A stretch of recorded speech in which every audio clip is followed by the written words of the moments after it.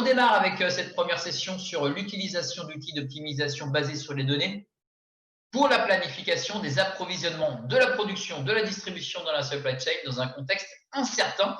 C'est présenté par Simon Thévenin, enseignant-chercheur à LS2N, c'est le laboratoire des sciences du numérique de Nantes, et IMT Atlantique d'ailleurs, l'école des mines télécoms de Nantes. Bonjour Simon.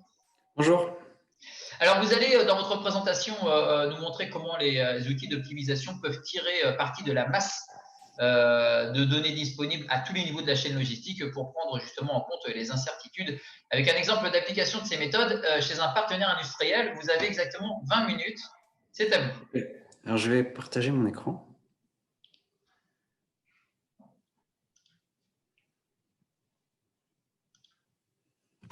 OK.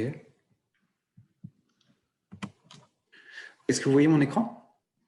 Oui, on voit votre écran. Super.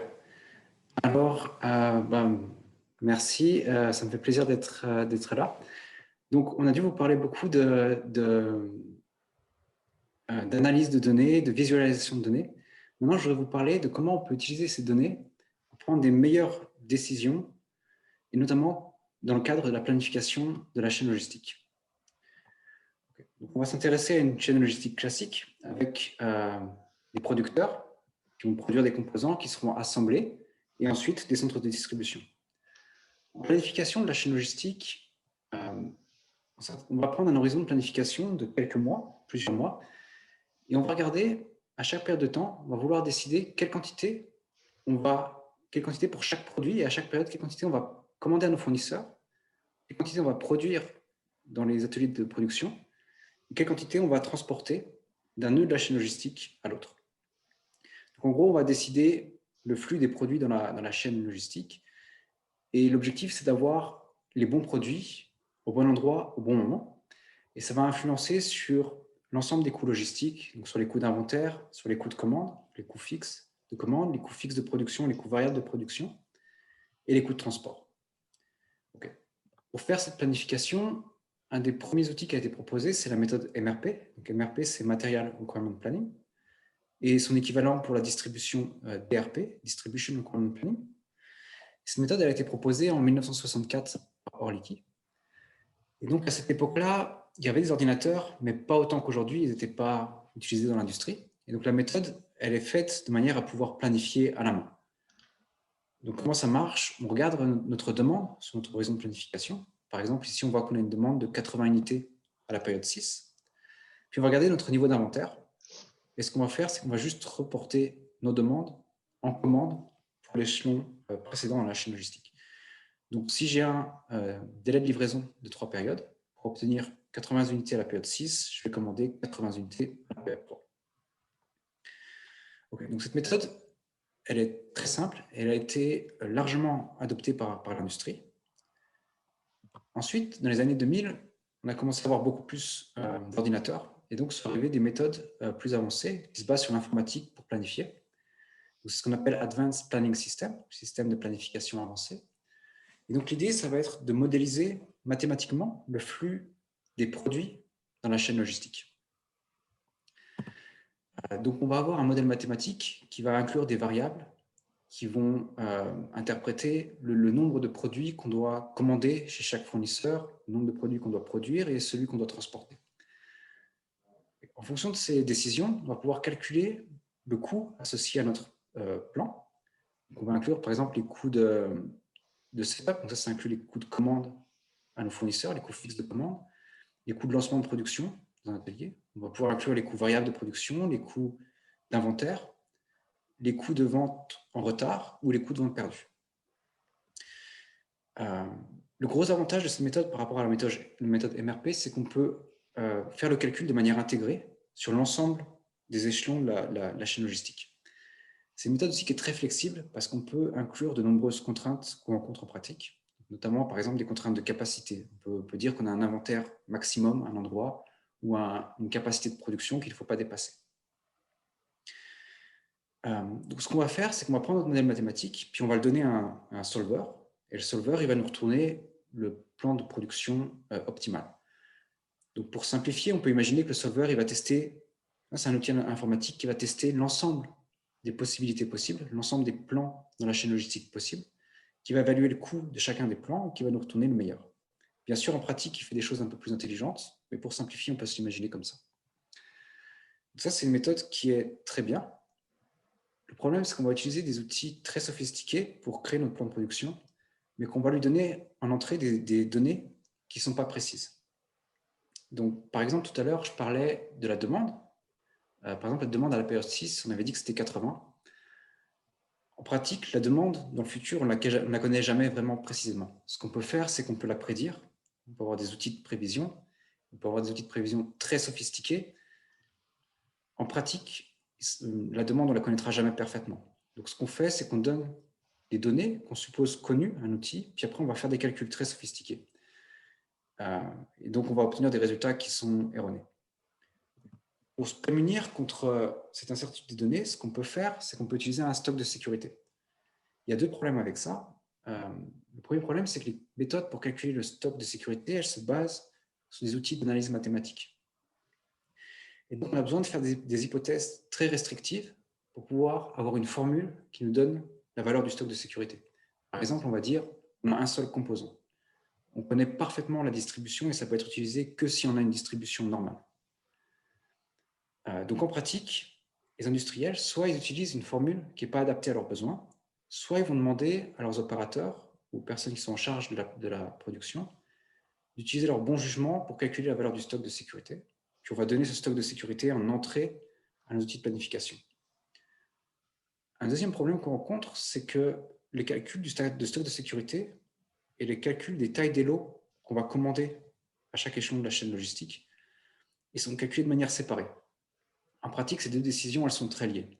Par exemple, si je veux produire dans un outil de fabrication l'équivalent de 3 périodes de demande, il faut que mon stock de sécurité me protège pour ces 3 périodes-là. Donc, c'est des décisions qui sont très liées, mais qu'on prend de manière séparée. Et donc ça aboutit à des décisions qui sont sous-optimales. Maintenant, je vais vous présenter ce qu'on peut faire. Ce qu'on peut faire, c'est qu'on peut utiliser des outils d'optimisation stochastique. Qu'est-ce que vous entendez par stochastique? Ça veut dire quoi? Stochastique, c'est un autre terme pour dire incertain. Donc, on pourrait appeler ça des méthodes d'optimisation sous incertitude. Très bien, merci. Okay, donc l'idée, c'est vraiment d'inclure l'incertitude dans nos modèles mathématiques pour prendre des décisions qui soient robustes face à cette incertitude. Et donc, comment ça marche? La première chose qu'on va faire, c'est qu'on va regarder nos données. Par exemple, ici, vous avez l'équivalent de 2 ans de données, donc ça, c'est l'historique. Puis on a pour chaque produit les quantités qui étaient commandées. À partir de ces données, on va estimer la distribution de probabilité de ma demande. Une chose très simple que je peux faire, c'est que je peux utiliser une loi de probabilité empirique.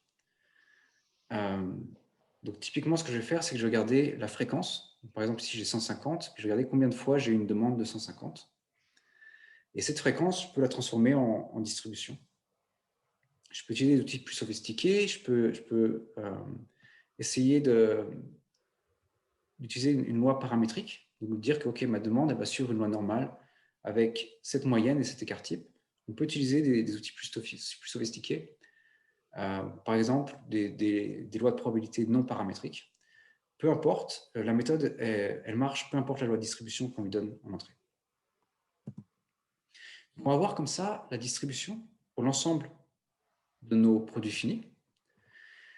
Et ce qu'on va faire, c'est qu'on va générer des scénarios. Donc, chaque scénario, ça va correspondre à une réalisation possible de ma demande sur mon horizon de planification. Donc, tout à l'heure, on avait pour la période 6 une demande de 80. Ça peut être mon scénario 1. Dans le scénario 2, je peux considérer une demande un peu plus élevée de 90. Et dans le scénario 3, une demande de 50, par exemple. Je génère mon ensemble de scénarios. Et ce que je vais faire, c'est que je vais incorporer ces scénarios dans mes modèles mathématiques. Donc, avant, mon modèle mathématique, il n'avait qu'une seule valeur de la demande.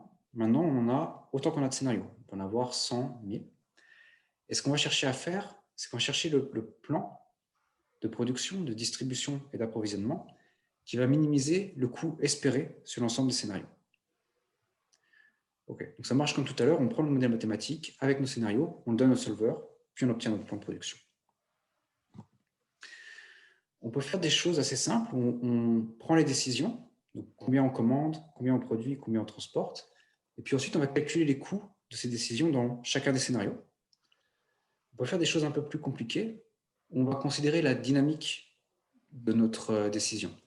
Donc, typiquement, si à la période 6, j'observe une demande de 50, peut-être qu'à la période 7, je vais décider de commander un peu plus que si j'observe une demande de 30. Et donc, on peut avoir des modèles dynamiques dans lesquels les décisions vont être un peu différentes dans chacun des scénarios.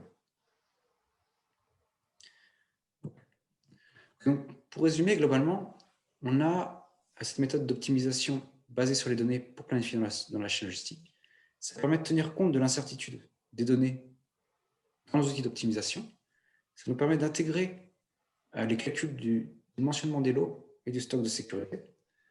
C'est aussi un outil très puissant parce que ça permet de calculer le stock de sécurité sans faire d'hypothèses restrictives. On peut avoir n'importe quelle chaîne logistique et on calcule la valeur du stock de sécurité. Et finalement, on a des modèles qui sont très flexibles parce qu'on peut rajouter des contraintes qu'on rencontre en pratique. Vous avez un exemple à nous donner après, concrètement? De Naval Group. Très bien, super. Ok. Ok, juste avant de passer à l'exemple, je voudrais vous parler de quelques résultats expérimentaux. Donc, ce que j'ai fait ici, ce que vous voyez sur cette colonne, c'est l'ensemble des méthodes dont j'ai parlé jusqu'à présent. On a la méthode MRP. On a ici paramétré avec la règle de Silvermill et un stock de sécurité. Nos outils de Advanced Planning System, donc c'est ce que j'appelle déterministe, dans lequel on suppose que les données sont connues, et on rajoute un stock de sécurité. Et notre méthode d'optimisation basée sur les données. Ce que vous voyez ici dans cette colonne, c'est le gap, c'est-à-dire c'est la différence entre le coût qu'on obtient avec la méthode donnée et le meilleur coût qu'on a obtenu avec l'ensemble des méthodes. Et ici, on a fait l'expérience sur un grand nombre de cas possibles, donc c'est une moyenne que vous voyez. Ce qu'on voit, c'est qu'avec MRP, on a un gap de 16%, avec déterministe, donc avec APS de 8%, et notre optimisation basée sur les données de 0,1%. Ça veut dire que MRP est 16% plus cher, donne des solutions qui sont 16% moins bonnes que cette méthode d'optimisation basée sur les données. Et puis vous avez ici l'ensemble des coûts. Donc en conclusion, c'est vraiment une méthode qui peut apporter quelque chose, qui peut permettre de réduire les coûts de logistique que l'on rencontre. Et maintenant, je vais vous parler d'un exemple d'application. On a travaillé avec notre partenaire industriel, c'est Naval Group, puis on a travaillé avec eux via l'IRT Jules Verne. Avant de commencer, je voudrais juste vous donner une petite note. Donc, en fait, je vais vous présenter des illustrations numériques et aussi des photos. En fait, tout ça, ça ne vient pas de notre partenaire industriel pour des raisons de confidentialité. Donc, toutes les illustrations, c'est sur des données que moi-même j'ai inventées. Très bien. OK. Donc, on s'est intéressé à l'usine à tuyaux de Naval Group. Donc, Naval Group, ils fabriquent des bateaux. Et donc, dans cette usine à tuyaux, ils vont fabriquer les tuyaux qu'on va aller ensuite monter sur les bateaux. Donc, ils prennent en entrée des tuyaux qui sont droits comme ça. Puis en sortie, on obtient un arbre à tuyaux, un peu comme ça. Puis cet arbre à tuyaux, on n'a plus qu'à aller le monter sur le bateau. Okay. Donc, l'atelier de production, il a 12 étapes. Je ne vais pas aller dans le détail des 12 étapes, mais globalement, ce qui se passe, c'est qu'on prend nos tuyaux droits, puis on va les découper. Ensuite, on va les cintrer, les plier un petit peu. Et enfin, on va prendre différents tuyaux, puis on va les assembler ensemble pour obtenir un arbre à tuyaux. Et donc, dans cet atelier de production, on rencontre plusieurs difficultés. La première, c'est qu'on a des problèmes pour gérer la capacité. Ce qu'il faut savoir, c'est que dans cet atelier, ils ont du personnel très qualifié qui font du travail de haute qualité, de haute précision. Donc, ce qu'ils vont faire, c'est qu'ils vont souder les tuyaux qu'on va monter sur les bateaux. Si jamais il y a une fuite sur le bateau, ça peut être dramatique. Donc, ils ont besoin de personnel très qualifié. Et si l'un d'eux est absent, bah, ça va tout de suite leur baisser leur capacité de production. Et donc, ces absentéismes, on ne peut pas les prévoir à l'avance. D'un autre côté, il faut savoir que sur un bateau, on peut avoir à peu près 10 000 arbres à tuyaux différents. C'est-à-dire que cette usine fabrique 10 000 produits finis différents. Et donc, c'est difficile pour eux de calculer le temps d'assemblage pour chacun des produits finis.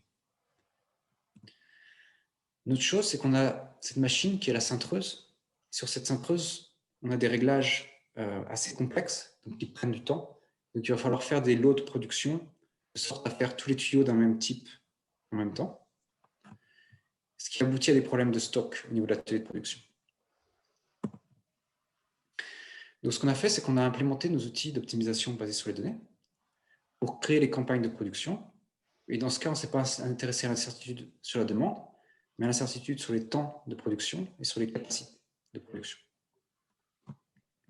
Et donc, on a créé un modèle mathématique qui permet de calculer la taille des campagnes sur la cintreuse, donc quel tuyau on va cintrer et en quelle quantité. Puis une fois qu'on a cintré ces tuyaux, on va affecter l'assemblage de ces tuyaux, donc les arbres à tuyaux, à nos habilleurs et à nos soudeurs. Donc c'est sur cette première étape qu'on a les problèmes de changement d'outillage qui prennent du temps. Et sur cette deuxième étape d'assemblage, on a les problèmes de capacité. Notre modèle il cherche à minimiser les coûts de stockage et les coûts de réglage de la cintreuse, de sorte à satisfaire la demande et à respecter la capacité de production. Okay. Donc on a utilisé notre modèle basé sur les scénarios. Ce qu'on a fait, c'est qu'on a estimé la loi de probabilité pour les durées d'assemblage et pour la capacité. Et à partir de ces lois de probabilité, on a généré des scénarios. Et puis, on a demandé à notre modèle mathématique de nous fournir une solution qui minimise les coûts, qui va respecter la capacité pour 95% des scénarios. Donc ici, on ne cherche pas à respecter la capacité sur 100% des scénarios parce qu'on aurait une solution qui est trop conservative. On a toujours des scénarios qui représentent des choses très peu probables. Par exemple, pour imaginer qu'on a 3 soudeurs qui sont absents le même jour. Ça, c'est très peu probable. Puis si on veut respecter cette capacité, on va avoir tendance à produire très peu. Donc, on ne veut pas être trop conservateur. On va juste assurer la capacité dans 95% des cas. Et les autres, on les ignore simplement. Ça, c'est un exemple où on voit précisément c'est quoi un scénario. Si on a 2 scénarios, pour exemple, on peut en avoir, on a utilisé notre outil avec une centaine de scénarios. Pour chaque scénario, on connaît sa probabilité. Et chaque scénario nous donne une valeur possible des données qui sont incertaines. Par exemple, ici, on a les durées d'assemblage pour 2 tuyaux différents, le tuyau A et le tuyau B. Ça, c'est la durée. Donc, ça va prendre 10 minutes si on le fait assembler à un débutant ou 20 minutes dans le scénario 2. On a les temps pour les experts, les débutants. Puis à la fin, vous avez les capacités. Donc, dans le scénario 1, la capacité va être de 20 heures de débutants et dans le scénario 2, 24 heures. Donc, chaque scénario correspond à des données différentes.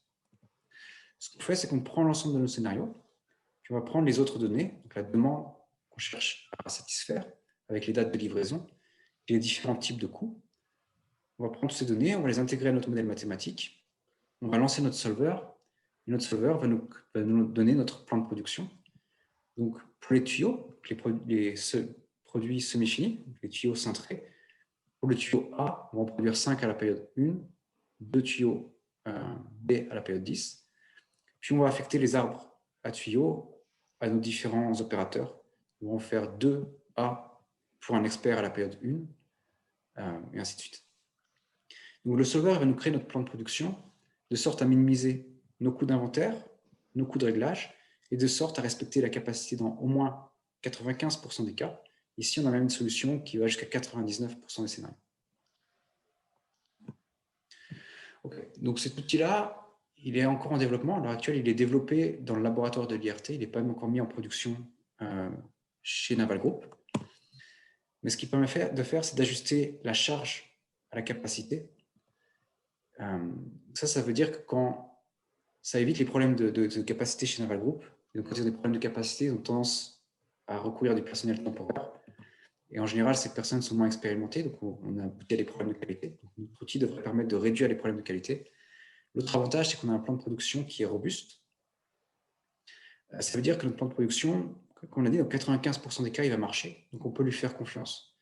Peu importe ce qui se passe au niveau des absentéismes ou des durées des tâches, notre plan de production va rester valide. Ok. Je ne sais pas combien de temps il me reste. 9 minutes exactement. Oh, ok, donc j'ai le temps. Oui, on peut passer. On a l'occasion de parler justement des travaux futurs. Ok. Donc, en fait, les travaux que je vous ai présentés, c'est des travaux qui sont complétés, mais notre outil n'est pas encore totalement satisfait. La première chose qu'on voudrait faire, c'est qu'on voudrait améliorer la scalabilité de l'outil. Ah, qu'est-ce que ça veut dire scalabilité? Ouais. Donc, la scalabilité, c'est la mise à l'échelle. Donc, à l'heure actuelle, on est capable de faire des plans de production pour des chaînes logistiques avec 4-5 échelons et 10-20 nœuds dans la chaîne. On aimerait pouvoir utiliser ça pour les grosses chaînes logistiques telles qu'on rencontre aujourd'hui avec peut-être 200 nœuds et une quarantaine d'échelons. Il y a vraiment du travail à faire pour pouvoir résoudre ces problèmes-là dans des temps de calcul qui soient raisonnables.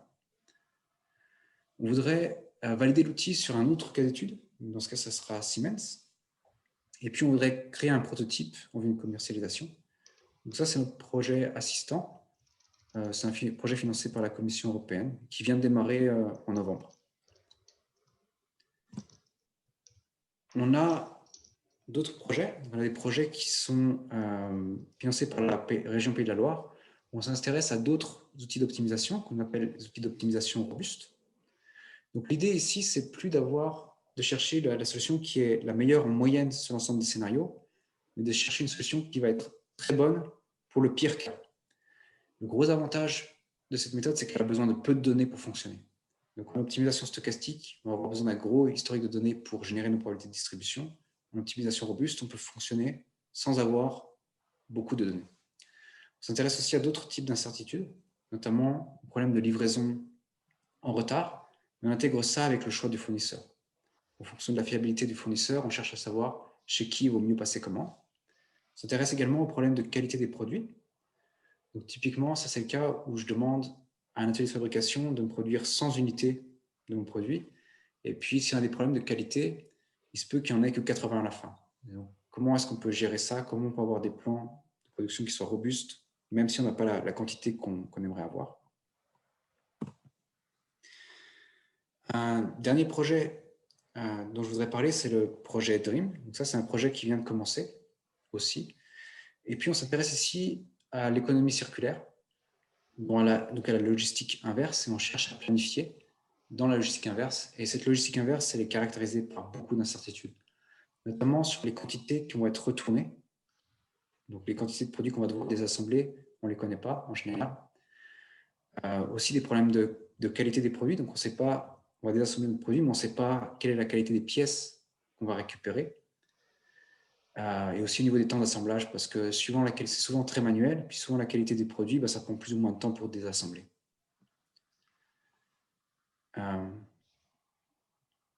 Donc voilà, c'est ça dont je voulais parler. Très bien, merci Simon. Hop, du coup, je vais pouvoir, je remets ma caméra, hein, j'en profite. Voilà, comme on était en format keynote. Je voulais voir avec vous, c'est vrai que tout à l'heure, Yacine Elassi, donc d'IBM, avait posé une question, c'était Edouard Rousseau, mais peut-être qu'elle pourrait aussi l'être pour vous, puisque vous travaillez sur les incertitudes par rapport donc à la supply chain.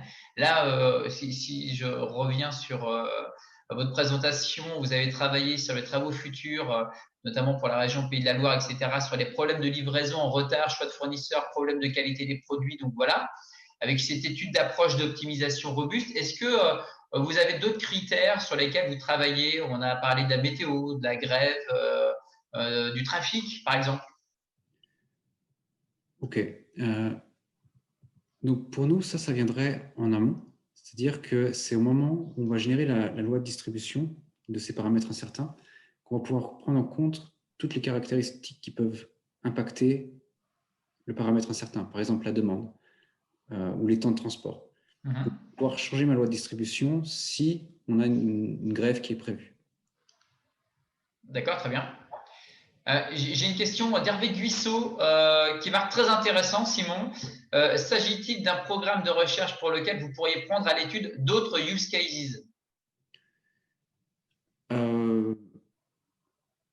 Alors, je ne sais pas dans quel contexte il parle, mais oui, on est toujours intéressé à valider nos recherches dans l'industrie.